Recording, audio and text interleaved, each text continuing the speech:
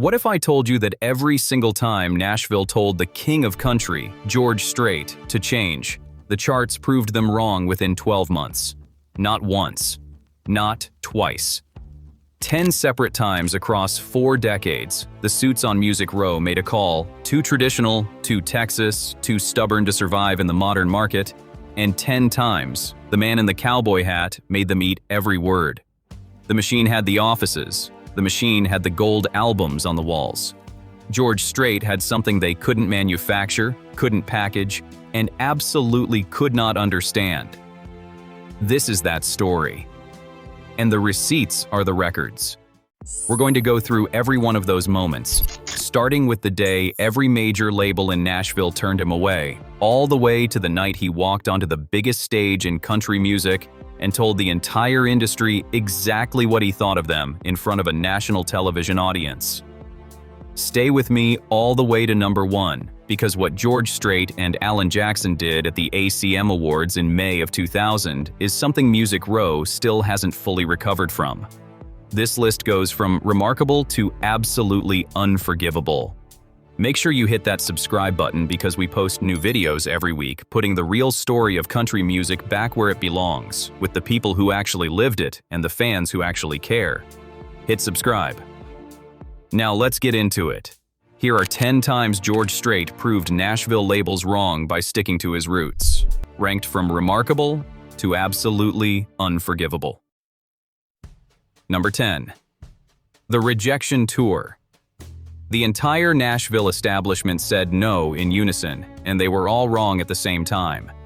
Before George Strait was the king of country, he was a kid from Poteet, Texas, driving to Nashville and knocking on every door he could find. He had been fronting a band in Texas since 1973. He had a sound, honky-tonk, western swing, the music of Bob Wills and Merle Haggard, and he believed in it completely. Nashville did not. Every major label passed. Not one of them heard what they were looking for. The consensus on Music Row was unanimous. Too traditional, too rooted in Texas, too far from whatever was selling that season. Think about what that actually means. Every single gatekeeper in the most powerful music city in the world looked at George Strait and said the same word. The men who had built the careers of Merle Haggard and Conway Twitty and Buck Owens looked at this kid from Texas and told him the market had moved on from exactly the sound those legends had made famous. The record shows every one of them was wrong.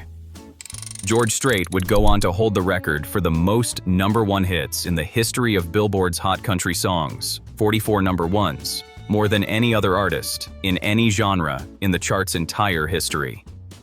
Nashville's unanimous verdict was that he had no future.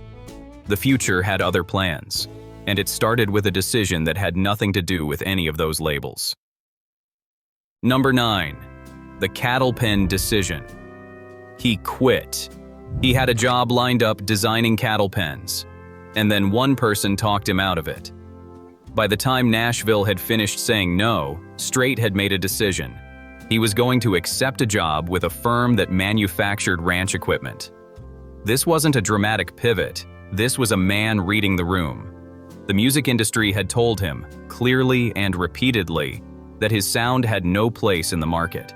He had a practical skill, a ranch background, and a family to support, and the decision made complete sense. His wife Norma Strait told him to give it one more try. That's the entire story of how Nashville almost lost the king of country to the cattle industry. Not because of any executive's sudden change of heart. Not because a radio station discovered him overnight. Because one person who had no financial stake in the outcome, who wasn't in the industry at all, who simply believed in what she heard, told him to stay. The record shows what that one decision produced. Over 60 #1 singles. Decade after decade of chart dominance, a Grammy, a Country Music Hall of Fame induction, Entertainer of the Year awards spanning 4 full decades. Every single one of those records exists because Norma Strait said one more try. The label system said no.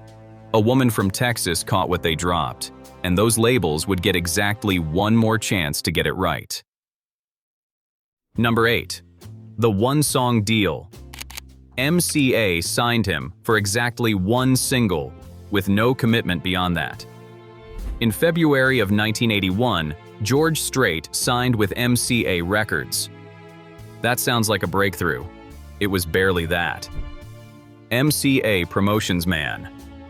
Erv Woolsey had pushed hard inside the label, alongside label head Jim Fogelsong, who ultimately approved the signing to get Strait a hearing, and what the label offered was the absolute minimum they could get away with: one song. A single-song deal. They'd release one record, see what happened, and then decide if he was worth a full album. That's not confidence, that's a tryout. A label with the resources to develop an artist that had built careers for decades looked at George Strait and decided he was worth exactly one roll of the dice. The record shows what one song turned into. Unwound, his debut single, went to number 6 on the Billboard Hot Country chart, enough to greenlight a full album. That album launched a career that's never left the charts in over 4 decades. The one-song bet turned into more than 60 number ones on the same label. MCA didn't believe enough to sign him properly. They offered a handshake and a prayer. Strait turned that handshake into the longest winning streak in the history of the format. Number 7. The Pickup Truck Premiere. The label wasn't going to promote it properly, so the man who believed in it drove it to the station himself. Here's a detail about how Unwound actually got on the radio that Nashville doesn't put in the press releases. Erv Woolsey physically drove the single to a radio station in San Antonio himself. He didn't trust the normal promotional machinery to do the job, so he hand-delivered it.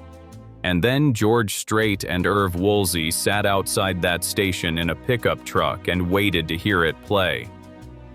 Erv said they were going to play it, Strait later said, but it was still shocking. Hearing your first record on the radio after trying for so long, I couldn't believe it. It was emotional for me.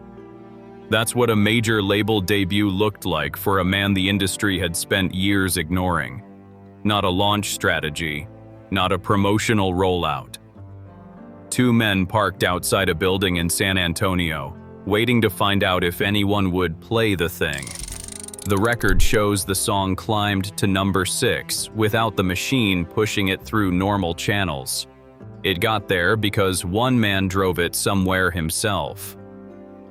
That number 6 is sitting in country music history right now, because a pickup truck made a trip the label should have made first. Number 6. Unwound versus Urban Cowboy. His debut single went directly against the most powerful trend in country music in 1981, and the trend lost. The month George Strait released Unwound, country music was in the middle of a full-scale pop crossover. John Travolta's film, Urban Cowboy, had landed in 1980, and the sound it brought with it, glossy and heavily produced, leaning hard toward pop, was what every label on Music Row was chasing. This wasn't a small trend. This was the defining commercial moment in country music at the start of that decade. Unwound didn't sound like Urban Cowboy. It had an undercurrent of Texas swing. It was a jolt of honky-tonk. It sounded like the music Strait had been playing in Texas bars for 8 years, because that's exactly what it was. The industry consensus said that sound was behind the times. Every label that had passed on Strait had passed in part because his music didn't chase what was selling. Meanwhile, other artists like Ricky Skaggs were mounting a quiet counter-revolution of their own, part of the same neo-traditional country movement that Strait would soon come to define. The record shows Unwound hit number 6 on the Billboard Hot Country chart while Strait was still working his day job as a ranch foreman in San Marcos, hearing it climb on the radio from his truck. The Urban Cowboy era came and went. George Strait kept going, and the men who'd bet against his sound were about to try a very different approach. If you're starting to see the pattern here, if you're realizing that every time Nashville drew a line and told George Strait to stay on the other side of it, Strait just walked straight through. Do me a favor and hit that like button. It helps this video reach the people who know exactly what we're talking about. And if you haven't subscribed yet, we're here every week with the real story of country music. Hit subscribe. Now back to the list. Number 5. The debut they watered down. He fought the production on his first album and lost that round. George Strait did not walk into his debut album, Straight Country, with full creative control. He was an unproven newcomer on a one-shot deal, and the label made sure the decisions weren't entirely his. Producer Blake Mevis added pop touches to several tracks, production choices Strait didn't want and couldn't stop. The songs that we chose for that first album, Strait later admitted, I didn't have just a hell of a lot to say about. That's a quiet statement with an enormous amount sitting behind it. The man who would become the defining voice of traditional country music was overruled on his own debut. The label put its fingerprints on his first record in exactly the ways he hadn't asked for. But here's where the story turns. As Strait gained leverage with each successive hit, the pop influences got stripped back, the Texas swing came forward, and the sound got more traditional over time, not less. Every piece of Nashville logic said newer artists modernize as their careers grow. Strait moved in the opposite direction, and the charts followed him the entire way. Number 4. Your songs need to be more poppy. The label said it out loud. Strait didn't move an inch. After the success of Unwound and Straight Country, MCA executives came with a new approach. Rather than overrule him through producers, some of them told him directly. The message was explicit: your songs need to be more pop, that's the market now.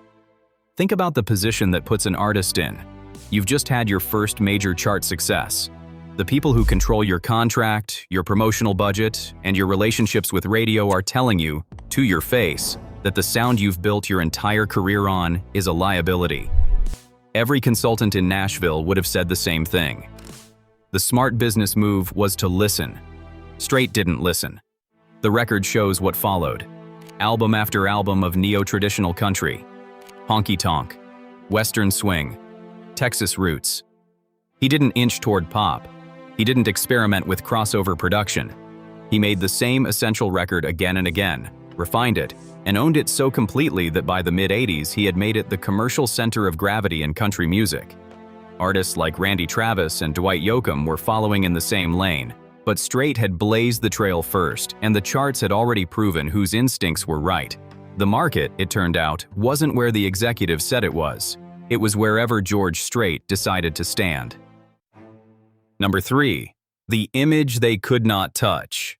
They came for the hat. He kept it. As Strait's commercial profile grew, the pressure shifted from sound to image. Nashville's machinery has always understood that a star is a product, and products get shaped for markets. By the early 80s, conversations around Strait included suggestions, some blunt, some dressed up as strategy, about modernizing how he presented himself. Update the look, broaden the appeal, be something the labels could package for a wider audience. Erv Woolsey's greatest contribution, after getting Strait signed, was standing between those conversations and the man in the cowboy hat. When MCA executives pushed Strait to change his image and his sound, Woolsey backed his determination to stay exactly as he was. The record shows what staying true looked like commercially. Blue Clear Sky in 1996 debuted number 1 on the country charts and number 7 on the pop charts, without wearing a single piece of pop clothing to earn it. Strait had spent 15 years refusing to dress his music up for a broader audience, and the broader audience came to him anyway. Entertainer of the Year. 4 decades, same hat, same boots, looking exactly like the man Nashville had told to modernize. The image machine reached for him and came back with nothing. Number 2, pure country. The one time the machine got its hooks in and what it accidentally proved. In 1992, George Strait starred in a film called Pure Country. He played a fictional country star named Dusty Chandler, a disillusioned artist who walks away from the production machinery surrounding his career to get back to the music he actually believes in. The irony doesn't need explaining. The most anti-machine artist in Nashville made a movie about a man escaping the machine. The soundtrack became his most commercially successful studio album, shipping over 6 million copies. It was also his first pairing with producer Tony Brown after a 7-year run with producer Jimmy Bowen. And the music was a little different, more immediate, slightly more produced than anything Strait had cut before. I Cross My Heart went number 1. Heartland went number 1. It was the closest Strait had ever come to giving the industry what it had spent a decade asking for. And even then, the lesson was his. A slightly more polished George Strait outsold every bet Nashville had ever made against him. The man playing a character who rejected the machine sold 6 million copies as himself. The machine celebrated the numbers. Then Strait went right back to exactly what he'd always been. He gave them 1 inch. He took back the yard. Number 1. Murder on Music Row. He said it out loud on the biggest stage in the industry, in front of the entire country music world, and they gave him a trophy for it. On May 3, 2000, at the Academy of Country Music Awards, the ultimate institution of Music Row, George Strait and Alan Jackson walked onto that stage and performed a song called Murder on Music Row. The song was originally written by songwriters Larry Cordell and Larry Shell as a lament for the death of traditional country music. It named the crime. It named the victim. It named the street where it happened. And it placed the murder weapon in the hands of an industry that had traded fiddles and steel guitars for drums and rock and roll production because that was what the market supposedly wanted. George Strait was that lyric made flesh. He had spent 20 years being told exactly what Murder on Music Row described. And now he was standing on the Academy of Country Music Awards stage, singing it directly at the people responsible, on national television, in front of a massive audience that could not believe what they were hearing. The record shows the song was never officially released as a single. It still received enough unsolicited airplay to reach number 38 on the Billboard charts. At the Country Music Association Awards that same year, Strait and Jackson won Vocal Event of the Year for the performance. The following year, Murder on Music Row won Country Music Association Song of the Year, a country music protest song winning the industry's highest songwriting honor from the very industry it was written to indict. The man who holds the all-time record of 44 number ones on Billboard Hot Country Songs had just scored a win that had nothing to do with chart positions at all. Nashville spent 20 years trying to make George Strait into something he wasn't. He answered with a protest song on the Academy of Country Music Awards stage, and the industry handed him a trophy for it. The receipts don't get any cleaner than that. If you made it all the way to the end of this video, you just watched 40 years of an industry being wrong about the same man in writing, on the record, with the chart positions to prove every single word. George Strait didn't fight Nashville with press releases or public feuds. He fought them with every record he released and every change he refused to make. The machine made calls. The charts issued verdicts. Smash that like button.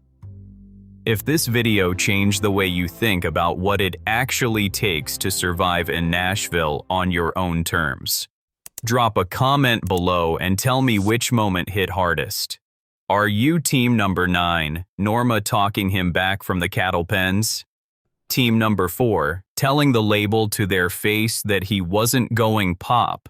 Or team number 1, standing on the ACM stage and singing Murder on Music Row at the people who committed it?